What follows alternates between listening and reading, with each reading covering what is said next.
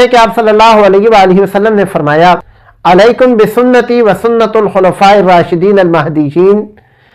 कि मेरे और खुलफा के तरीकों पर चलो। और दूसरी वजह यह है कि चूंकि आप सल्लल्लाहु अलैहि वसल्लम ने जिन लोगों को दीन सिखाया, जिन लोगों को दीन समझाया, या जो दीन के अंदर उन लोगों का फ़हम फिरासत और समझ थी, यकीनी तौर पर मुझ में, आप में या उलमा हज़रात में, साहबा इकराम रिज़वानुल्लाह तआला अलैहिम जैसा तकवा,